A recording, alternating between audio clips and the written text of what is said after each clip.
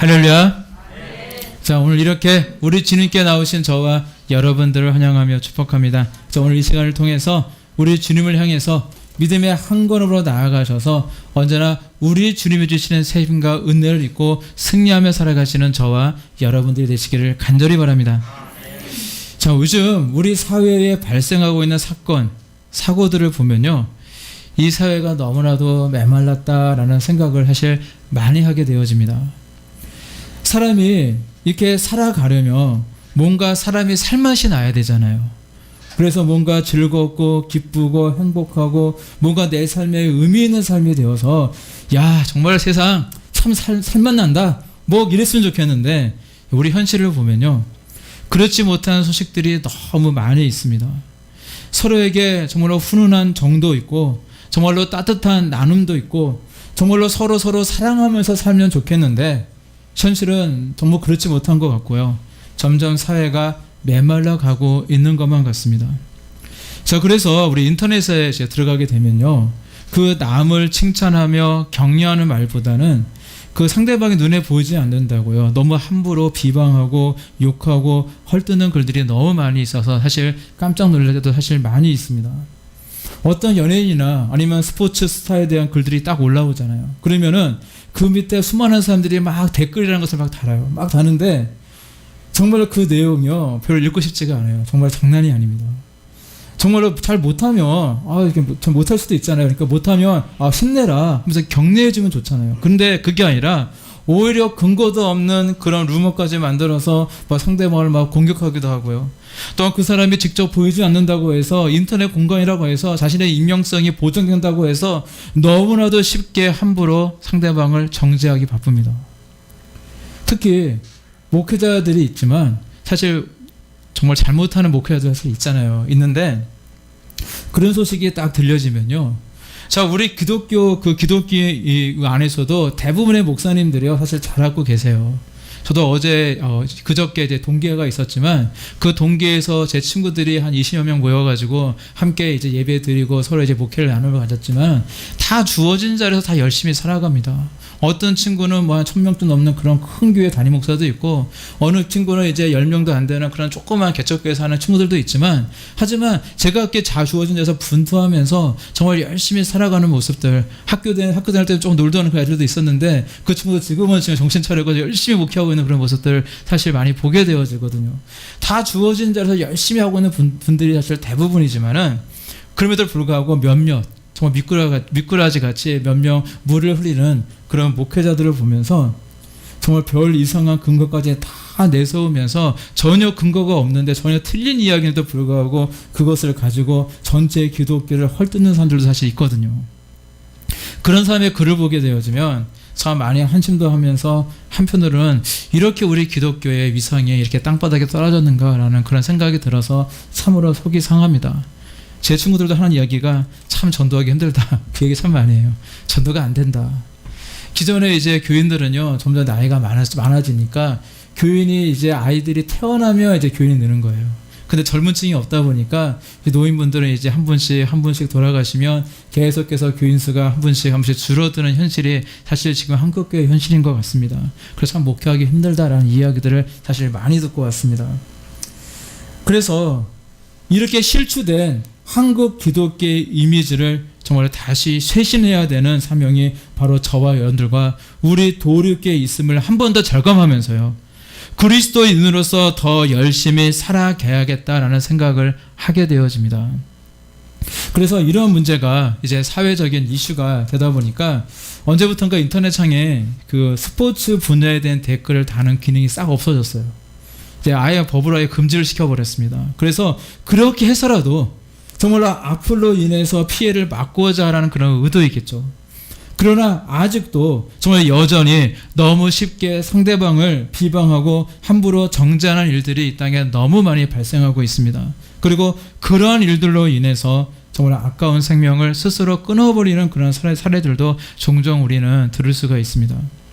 특히 우리 대한민국은요, 자살공화국이라고 하는 불명예가 있어요. 2020년 기준으로 한번 찾아보니까 몇 명이 자살을 했냐면 13,195명이 자살을 했습니다. 스스로 목숨을 끊었어요.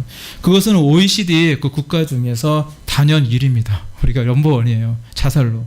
그리고 그 숫자를 근거해 보면 하루에 36명이 자살하고 있고요. 그것은 1시간에 그러니까 1.5명이 자살을 하고 있는 거예요. 그러니까 2시간에 3명씩 안타까운 목숨을 스스로 비관하면서 끊고 있는 현실이에요.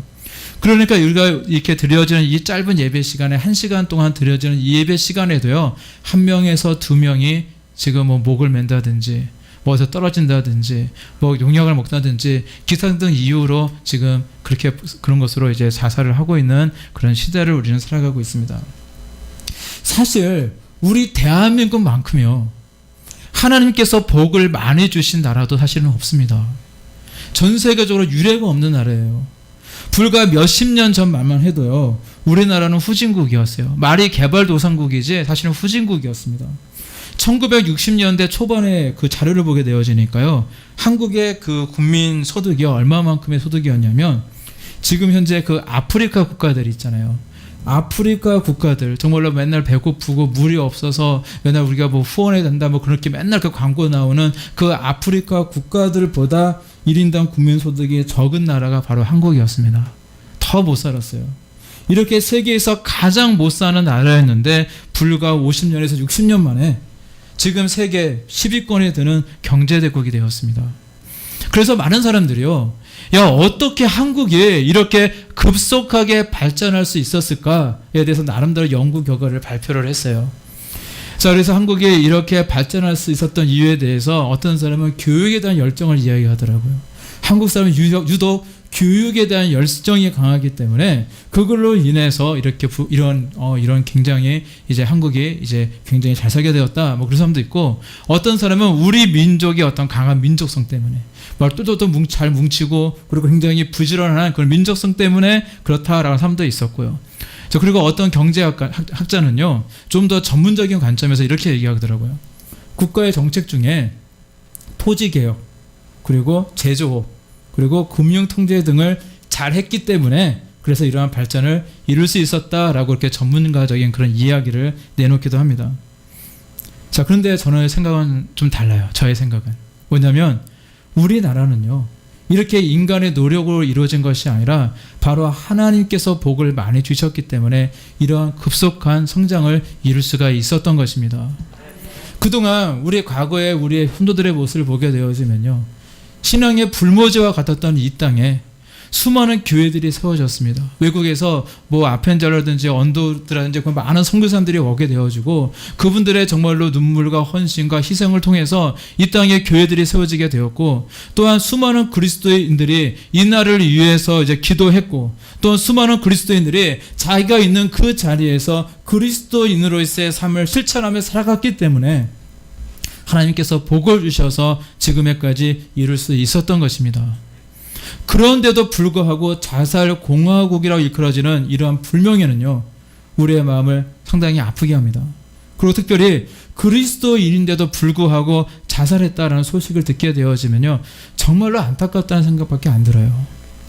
지금까지 많은 그리스도인들이 자살을 했지만 저는 그 중에서도 그 많은 분들이 있었어요. 그런데 2008년도에 정말 굉장히 유명한 연예인이었던 분이 돌아가시게 되어지는데, 아마 최진실 씨 아마 기억하실 거예요. 그분이 이제 자살했던 사건이 있었습니다.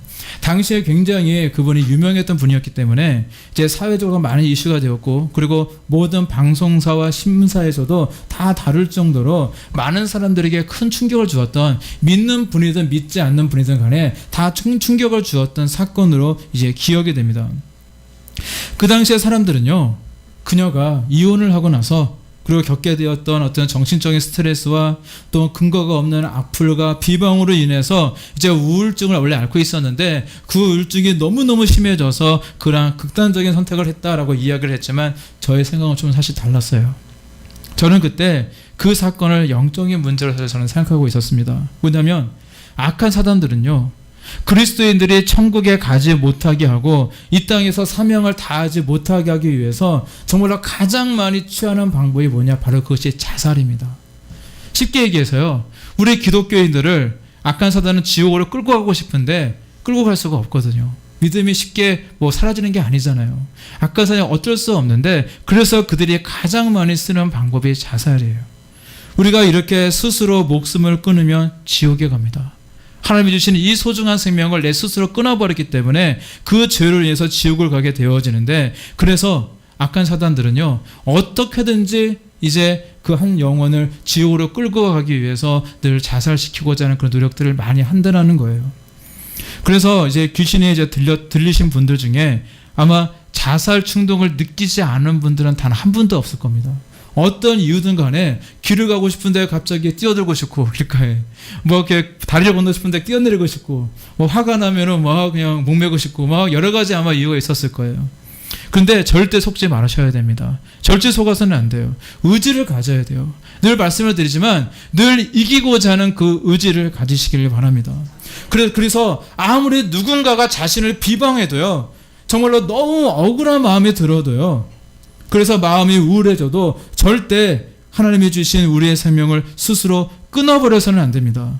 아무리 이 땅에서 열심히 살아갔어도, 그동안 아무리 내가 열심히 우리 주님을 위해서 많은 일들을 하고 예수님을 잘 믿었어도 한순간에 이 감정을 이기지 못하고 스스로 목숨을 끊어버린다면 아무리 그동안 잘했다 할지라도 지옥에 떨어지고 맙니다. 모든 것을 다 잃고 만다라는 것입니다. 이렇게 한국의 거대한 배우 중에 한 분이 이렇게 자살을 하게 되어지니까 뒤늦게 뭐 최신실 법이라는 그런 법도 만들고요. 이렇게 함부로 악플을 달고 거짓 루머를 배포하는 사람들을 이제 엄중하게 처벌하겠다라고 정부에서 이제 공포를 하고 노력을 하고 있지만, 저는 이런 생각이 들어요. 이미 소 잃고 외양간을 고치는 격이 아닌가. 왜냐하면 그렇게 한다고 해서 죽은 최진실 씨가 다시 돌아오는 것은 아니기 때문입니다. 근데 사람들은 왜 이럴까요? 왜 이렇게 다른 사람들에게 너무 쉽게 다른 사람들의 이야기를 너무 쉽게 이야기하고 비방하고 욕하는 그러한 비인간적인 일들을 벌이고 있는 것일까요? 사실 이들 안에 역사하고 있는 악한 사단의 역사인 것은 영적으로 맞습니다. 지금도 눈에 보이지 않는 영적 싸움은 계속 진행 중에 있어요. 그런데 또 다른 이유를 한 가지를 더 든다면은 바로 그들에게는, 그 사람들에게는 바로 사랑이 없기 때문이었습니다. 그 사람에 대한 관심은 많을지 몰라요. 유명하니까 관심은 많습니다. 근데 정작 그 사람에 대한 사랑이 없기 때문에 그 사람의 입장에서 이해하지 못했고 자기 일이 아니라고 함부로 이해하고 너무 쉽게 정죄했다라는 것입니다. 자, 그런데 요즘은요, 그 젊은 사람들뿐만 아니라 그 노인들의 자살률도 매 높다고 합니다.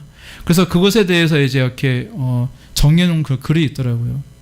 근데 어떤 이야기가 있냐면, 그동안 그 자신의 모든 것을 다 바쳐서 희생하면서 사랑으로 자녀들을 길렀거든요.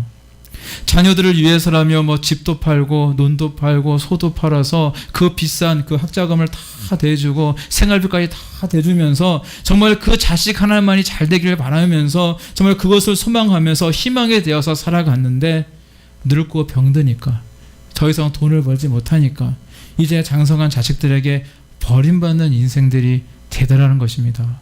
물론 모든 자식들이 그렇지 않지만 실제로 이 나라에 그런 일들이 사실 벌어지고 있어요. 그러니까 사랑을 잃어버리면요, 살아갈 의미도 힘도 잃어버리는 것이거든요.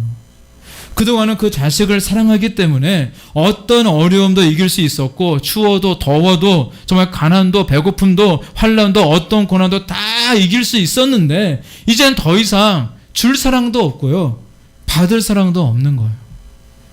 그러니까 다 잃어버리면 그 삶은요, 살아갈 이유까지, 의미까지도 다 사라지고 마는 것입니다. 그래서 이 시간에도 수많은 사람들이요, 뭐 젊은 사람이든 노인이든 간에 뭐 아파트에서 떨어지고 있고요. 오늘날도 많은 사람들이 시골에 되게 심해요. 제초제, 농약 먹고 그렇게 응급실 킬려 나오는데, 혹시 자살하고 싶어도요, 제초제는 드시지 마세요. 왜냐하면 손 쓸 방법이 없습니다. 다른 거는 관장을 할 수 있어요. 그러면 어느 정도 흡수력이 좀 떨어지면 괜찮은데 이 제초제는 방법이 없어요. 제초제는 손으로 만져도 위험하거든요. 근데 굉장히 그런 농약인데도 불구하고 시골에는 굉장히 흔합니다. 근데 그렇게 뭐 제초제 먹는 분도 있고, 뭐 달에서 떨어지는 분들도 있고, 요즘 뭐 인천대교에서도 많이 떨어진다고 하시더라고요. 옛날에는 한강 양화대교 쪽에서 많이 떨어졌었는데, 그리고 요즘에는 또 아래뱃길에 거기서도 많이 이렇게 사람들 많이 돌아가시더라고요. 그런 일도 많고 정말 이렇게 사람들이요 너무 쉽게 목숨을 끊고 있는 그런 시대를 우리는 살아가고 있습니다. 이처럼 우리가 이 땅을 살아갈 때에 사랑은요 삶의 의미를 부여합니다. 내가 하루를 살아갈 수 있는 에너지를 공급하고요 힘을 부여하는 것이 바로 사랑이라는 것입니다. 1980년에 그 노벨 평화상을 수상했던 인도의 그 가난한 분들, 빈자의 어머니라고 일컬어지는 그 테레사 수녀에게 영국의 한 방송 기자가 와서 이런 질문을 했어요. 당신은 평생을 죽어가는 사람들과 함께 살았습니다. 그같이 죽어가는 사람들에게 꼭 필요한 것이 무엇이라고 생각하십니까? 라고 물어봤어요. 평생을 이 죽어가는 사람들 위해서 살아갔는데 그렇다면 이 죽어가는 사람들에게 정말로 필요한 것이 무엇이냐, 이 죽음을 앞두고 정말로 필요한 것이 무엇이냐라고 그렇게 이야기를 했어요. 그랬더니 테레사 수녀는요 아주 유명한 대답을 합니다. 이렇게 이야기를 합니다. 죽어가는 사람에게 자신이 버려져 있지 않다는 사실을 자각하도록 해주는 것입니다. 자신을 진실하게 사랑하는 사람이 주위에 단 한 명이라도 있다는 사실을 환자 본인 스스로가 알고 느낄 수 있도록 해주는 것이 저들에게 가장 절실하게 필요한 일입니다 라고 이야기를 했습니다. 단 한 사람이 사랑하고 있다, 단 한 사람이도 사랑하고 있다는 그 사실을 전해줬을 때 그 사람은 힘을 얻고 소생할 수도 있다는 겁니다. 맞아요. 인간은요 누구나 예외 없이 사랑을 먹고 사는 존재들입니다. 그래서 내가 사랑을 받고 있다는 사실을 깨닫게 되면요 절대 그 영이 죽지 않습니다. 생기가 있게 되어지고 소생하게 되어진다는 것입니다. 그러나 불행하게도요 오늘날 이 세상에는요 사랑이 점점 결핍되어져서 정말 서로 사랑하기보다 서로 미워하고 비난하는 모습들로 가득 차 있어요. 그래서 서로가 믿지 못하고 불신하고 무관심 속에서 살아가고 있는 것이 현재의 사회의 모습이 아닌가라는 생각도 또한 해보게 되어집니다. 그런데 이런 안타까운 모습은요 사회뿐만 아니라 교회 안에서도 사실 이루어지고 있거든요. 두세 사람이 모이면 기도하고 예배하고 하나님 안에서 사랑하는 그런 공동체가 바로 교회 공동체인데 저도 강화도에서 이제 한 5년 정도 목회를 했었어요. 근데 그때 이제 그 강화도의 그 시골교회인데 속회 모임이 있어서 매 이제 목요일 저녁에 되면 이 속회 예배를 참석을 했습니다. 그 당시에 제가 이제 수련 전도사로서 이제 목사 안수받는 과정을 갖고 있었는데 교회가 크다 보니까 이제 서로 나누어가지고 매주 이제 다른 속회 집들을 이제 방문하면서 이제 그렇게 했었는데 늘 느꼈던 것이 뭐냐면요. 그 전도사인 제가 있음에도 불구하고 그분들이 하는 이야기는 긍정적인 이야기보다는 늘 부정적인 이야기더라고요. 참 그럴 바에는 그냥 속회 모임이 없는 게 낫겠다라는 생각이 들 정도로 시골 분들이 서로 이렇게 저를 생각하니까 조금 조심스럽게 이해한 것은 제가 분명히 알겠지만 그래도 늘 제가 없을 때는 얼마나 더 많은 얘기를 했을까 생각이 들 정도로 그렇게 부정적인 이야기들, 누구 개똥이네 뭐 어쩌면서 개똥이네 집에서 개난 이야기까지 별 얘기를 다 하시는데 그런데 항상 들어보면 좀 긍정적인 이야기보다는 좀 부정적인 이야기가 많은 것을 사실 느낄 수가 있었거든요. 그런데 그런 모습이요 이 교회 안에서도 다시 이루어지고 있다는 것입니다. 참 우리는요 남의 흉을 보기 좋아하고 사랑이 아니라 비판과 판단으로 다른 사람들을 정죄하는 모습은요 이 사회뿐만 아니라 교회에서도 벌어지기가 쉽다는 것입니다. 왜냐하면 그만큼 우리가 연약하기 때문에 그렇습니다. 저도 마찬가지예요. 저도 연약하고요. 우리의 모든 다 연약합니다. 우리가 조금 더 긴장하지 않고 있으면요 우리도 은연중에 우리가 가지고 있는 많이 본성 같은 그런 부정적인 이야기가 나올 수밖에 없다는 겁니다. 늘 사랑하고 늘 우리 예수님의 성품을 닮아가야 하고요. 위로하고 격려하고 위해서 기도해야 된다 사실은 너무너무 잘 알고 있지만 그것을 진짜로 실천하고 살아간다는 것은 절대 쉽지 않다는 것입니다. 그런데도 우리에게는 희망이 있습니다. 그래도 우리에게는 소망이 있습니다. 왜인지 아세요? 세상 사람들은요 다 나를 알아주지 않고 혹여 나를 비판하고 나에게 아무런 관심도 없는 것 같이 느껴진다 할지라도 여전히 나를 사랑해 주시는 분이 계시기 때문입니다. 그분은 바로 예수 그리스도인 줄로 믿습니다. 사람들은요 오늘 좋아해주고 사랑해주는 것 같다가도 내일이 되면요 싹 변해서 나를 비판해 줄 수도 있어요. 하지만 우리 예수님은 늘 한결같이 변함없이 저와 여러분들을 사랑해 주시는 분이라는 사실을 여러분들 늘 믿으시기를 바랍니다.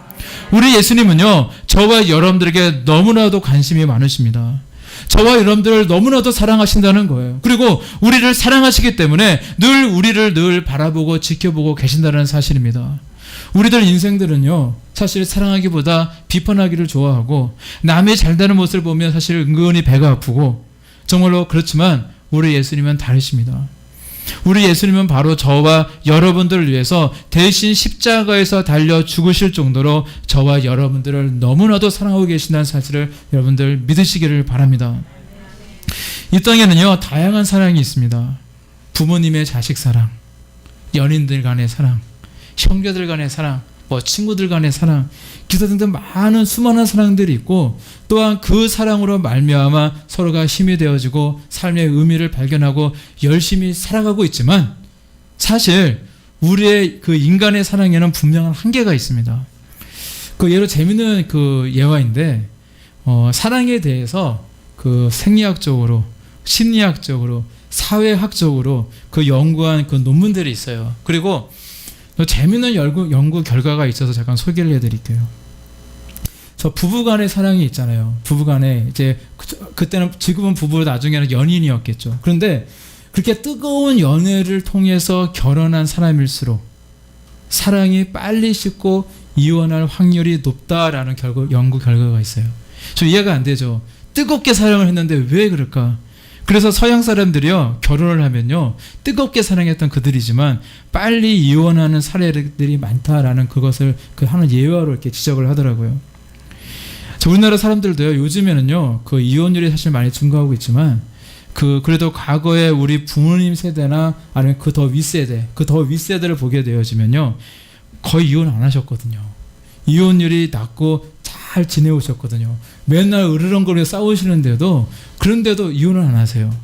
그런데 그 이유가 뭐냐면요, 그 당시는요, 연애에서 결혼하는 것보다 중매나 집안끼리 그 결혼을 많이 했기 때문에, 그래서 서로 뜨겁게 사랑해서 결혼하는 케이스는 거의 없었고요. 그냥 뜨겁게 사랑해서 결혼한 것이 아니라 그 처음 만난 사람들끼리 결혼하다 보니까 그래서 오래 갔다라는 거예요. 비록 사랑은 없었지만 같이 살다 보니까 서로 정이 들게 되어서 그렇게 헤어지지도 않고 오랫동안 같이 살았다라는 겁니다. 근데 이 정이라는 것이요, 사랑보다 10배나 더 오래 간대요. 그게 정이라고 합니다. 그래서 정을 가지고 살아가는 그런 부모는요, 자신의 그 체면, 그리고 주변에서 자신을 어떻게 바라볼까라는 그런 체면과 여러 가지 기타 이유 때문에 어떤 사소한 일이 생기면요, 이제 그것에 대해서 뭐 실망하거나 낙망하거나 어찌 저 사람이 나를 사랑한다더니 저럴 수가 있어, 그런 생각을 갖는 게 아니라 그냥 사소한 일 정도는 서로 잘 참는데요. 그냥 기본적으로 잘 참고, 그래서 비록 사랑이 없다 할지라도 잘 살아갔다라는 것입니다. 근데 굉장히 아이러니한 그런 결과인 것 같아요. 굉장히 사랑이 정말로 뜨겁게 사랑했으면 정말 평생 갈 것 같은데 그렇지 않다라는 연구 결과가 좀 아이러니한 것 같습니다. 그런데 이렇게 남녀 청춘이 만나서 서로 사랑할 때는요, 그 사랑이 사실 영원할 것 같습니다. 그래서 그 사랑에 목매이고요, 그 사랑에 목숨을 걸 수도 있을 것 같습니다. 그래서 때로는 부모의 반대에도 불구하고 막 무리를 해서 나 이 결혼 안 하면 나 죽을 거야 이러면서 무리를 해서라도 그렇게 결혼을 감행하는 경우도 사실 많이 있거든요. 그러나 그러한 사랑조차도 빨리 식을 수 있다는 것입니다. 왜 그럴까요? 참 사랑이 아니기 때문에 그렇습니다. 그리고 자식을 향한 부모님의 사랑도요, 위대하잖아요. 정말 우리가 아가페 사랑에 정말로 비추일 수 있는 정말로 그런 정말 무조건적인 그런 사랑이고, 정말 그래서 우리가 박수 쳐드려야 되고, 정말로 그 사랑을 우리는 사실 본받으며 살아가야 됩니다. 그런데 그 사랑에도 한계가 있습니다. 왜냐하면 부모님들도 연약한 인생이기 때문입니다. 그래서 영원히 변치 않는 사랑, 늘 한결같은 사랑은요, 오직 우리 주님이, 우리 예수님이 베풀어 주시는 사랑밖에 없는 줄로 믿습니다. 그 사랑이야말로 영원한 것입니다. 왜냐하면 우리가 믿고 있는 하나님은요, 사랑의 근원이시기 때문에 그렇습니다. 그래서 오늘 본문의 8절 말씀은 우리에게 이렇게 말씀하고 있습니다.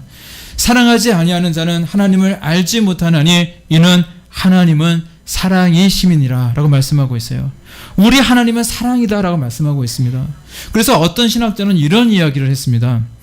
사랑은 하나님이 하실 수 있는 일 중에 그 한 가지가 아니다. 사랑은 하나님이 하시는 유일한 일이다 라고 이야기를 했어요. 하나님이 하시는 일들은요, 많은 일들이 있는데 사랑은 그 중에 한 가지가 아니라 오직 하나님께서 하실 수 있는 일이 사랑밖에 없다라고 이렇게 말씀하고 있는 겁니다. 한번 생각을 해보시길 바랍니다. 하나님께서 왜 우주를 창조하셨습니까? 그리고 하나님은 왜 이 세상을 창조하셨고 우리 인간을 하나님의 형상으로 창조하셨습니까? 다른 게 아닙니다. 사랑하시기 때문에 창조하신 거예요. 왜 우리 하나님은요, 죄 때문에 에덴 동산에서 쫓겨나서 영원히 죽을 수밖에 없던 인생들인 저와 여러분들을 위해서 십자가에서 피를 흘려주시고 우리를 구원해 주셨습니까? 우리를 사랑하시기 때문이라는 것입니다. 그리고 저와 여러분들을 이렇게 도리께 부르셨고 비전을 주셨고 언약을 주셨고 사명을 맡기신 이유 또한 바로 저와 여러분들을 사랑하시기 때문인 것입니다. 그리고 도리교를 통해서 이 도리교회가 동방의 예루살렘 교회처럼 만드시고 한국 교회뿐만 아니라 전 세계 교회의 판도를 바꾸시고자 하시는 이유 또한 우리 인류를 사랑하시기 때문이라는 사실입니다. 우리는 이 사실을 확실히 믿고요, 늘 그 사랑 자체가 되어주시는 우리 하나님께 늘 감사의 고백으로 나아가시고요, 그리고 우리 하나님이 저와 여러분들에게 맡겨주시는 귀한 사명 또한 정말 최선을 다해 이루어 가시는 저와 여러분들 되시기를 간절히 바랍니다. 그리고 우리 하나님은요, 우리가 사랑을 받고만 살기만을 원하지는 않으십니다. 우리 보신 성경 말씀 11절 말씀에 이렇게 말씀하고 있어요. 사랑하는 자들아, 하나님이 이같이 우리를 사랑하셨은즉 우리도 서로 사랑하는 것이 마땅하도다. 우리에게 이와 같은 사랑을 베풀어 주시는 우리 하나님은요, 저와 여러분들도 우리 하나님처럼 서로 사랑하는 것이 마땅하도다라고 말씀하고 있습니다. 사랑은 받기만 하는 것이 아니라 받은 만큼 나도 사랑을 베풀어야 된다라는 말씀입니다. 그래서 부활하신 예수님은요, 베드로에게 찾아오셨습니다. 그리고 이 베드로에게 사명을 맡기시길 원하셨어요. 그런데 이렇게 물으셨습니다. 내가 나를 사랑하느냐? 이 질문을 무려 3번이나 하십니다. 그때 이제 주님을 사랑합니다 고백하는 이 베드로의 사랑의 고백을 들으시고 그에게 사명을 맡기시거든요. 이것은 저와 여러분들도 다 마찬가지입니다. 우리의 사역은요, 바로 사랑이 있을 때 가능한 것입니다. 사랑이 있을 때 귀신에 들리거나 불치병, 난치병 때문에 고통받는 사람에서 기도해 줄 수가 있는 거예요. 왜냐하면 내가 기도하면 내 몸이 아프거든요. 피곤하거든요. 나의 갖고 있는 그런 생명력을 그에게 다 주게 되거든요. 그 사랑이 없이는 기도할 수가 없는 겁니다. 그리고 사랑이 있을 때, 그래서 우리는 연약한 한 인생을 위해서 그 영혼을 살리기 위해서 우리는 기도할 수가 있는 것입니다. 그리고 그 외에도 우리가 정말로 우리 주님께 받은 사랑을 실천하기 위해서 이 땅에 배고프고 헐벗고 어려운 사람들이 없도록 정말 우리 교회는 정말 앞으로 도리교회는 이름이 도리교회잖아요. 정말로 많은 사람들 돕기 위해서 복지를 위해서 복지 사역을 위해서 힘을 써야 될 것이고요. 또한 한국에서도 그렇고 또 외국에서도 그렇고 잃어버린 한 영혼을 살리기 위해서 많은 선교 사역도 앞으로 감당해야 될 것입니다. 이와 같이 우리는 이 모든 사역들 또한 사랑이 있을 때 가능하다는 것입니다. 그래서 우리에게 아낌없는 사랑을 우리에게 늘 베풀어 주고 계시는 우리 예수님처럼 그 사랑을 가슴에 품고 또한 서로 사랑하며 살아가시는 저와 여러분들이 되시기를 간절히 바랍니다. 오늘날 목사님 두 분이요, 친한 목사님 두 분께서 이제 서로 이제 만나서 이야기를 주거니 받거니 하고 있었습니다. 근데 목사님 한 분은요, 아들이 5명이나 있었어요. 딸은 없고 아들만 5이었어요. 근데 또 한 목사님은요, 딸 하나밖에 없었습니다. 이 두 목사님 이야기를 하는데, 근데 한 목사님이, 이제 딸밖에 없는 목사님이 이 다들 5이 있는 목사님 좀 부러워서 이렇게 이야기를 했습니다. 자네는 말이야, 아들이 5씩이나 되니까 나 우리 집에 양자 하나만 좀 주라. 양자 하나만 보내달라. 라고 이야기를 했는데, 그때 이제 아들이 5이나 되는 목사님은요, 뭐 그러지 뭐 하고 편하게 이제 승낙을 했습니다. 그리고 그날 집에 가서 사모님에게 엄청나게 야단을 맞았습니다. 정신이 없는 거죠, 이 목사님이. 엄청나게 야단을 맞았어요. 그런데 이 목사님은요, 의리와 신뢰가 있는 목사님이에요. 그래서 약속에 철저했던 이분은요, 그래도 내가 입 밖으로 낸 말이니까 지켜야겠다라는 생각을 가지고 뭐 사모님이 야단을 쳤든 말든 간에 상관하지 않고 저녁에 이제 아이들이 자고 있는 그 방에 가서 다섯 아이들이 자고 있는 그 모습을 보면서 어떤 아이를 양자로 보낼까라고 하면서 고민하기 시작했습니다. 장남을 봅니다. 장남은 안 되죠. 당연히 안 됩니다. 장남은 상속자이기 때문에 이제 안 됩니다. 그래서 장남은 패스, 안 된다. 그리고 둘째 얼굴을 이제 내려다봅니다. 근데 이 둘째 아들은요, 이 5 아들 중에서도 가장 머리가 똑똑하고요, 제일 IQ가 높은 장래성이 아주 촉망받는 아이였어요. 그래서 이 둘째 아들은 도저히 안 되겠다 생각이 들어서 패스. 세 번째 아들을 이제 봅니다. 세 번째 아들을 보니까요, 이 아들은요, 5 아들 중에서 제일 자기를 닮았습니다. 목사님을 제일 많이 닮았어요. 자기가 봐도 제일 미남이에요.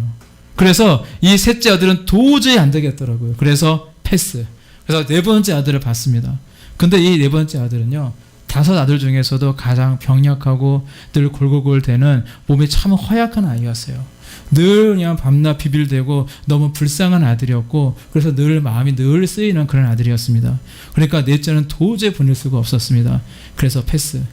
이제 마지막 5번째 아들을 보니까 5번째 아들, 저희 동네에서는 막둥이라고 그래요. 막둥이. 전라도에서는 막둥이라고 그러는데, 이 막둥이를 이제 보내려고 보니까 이 아이들 중에요, 제일 귀엽고 제일 애교 만점에 정말 마치 딸과 같은 아이예요. 근데 어떻게 보냅니까? 그래서 결국에는 아들을 하나도 이제 줄 수가 없었다는 겁니다.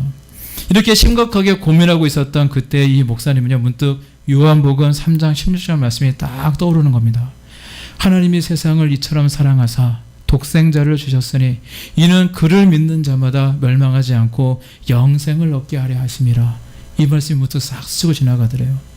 목사님 자신은요, 자신의 그 많은 5 아들 중에서도 단 한 명도 양자로 보내지 못할 정도로 자기 자녀들을 사랑하고 있었는데, 우리 하나님은요, 정말 세상에서 살아가고 있는 사람들을 너무너무 사랑하셔서 정말 독생자이신 외아들이신 5명 중에 1명도 아니고 외아들이신 예수님을 이 땅에 보내셔서 십자가에 죽기까지 하셨다는 사실은요, 아주 깊이 있게 깨닫게 되었다는 그런 것입니다.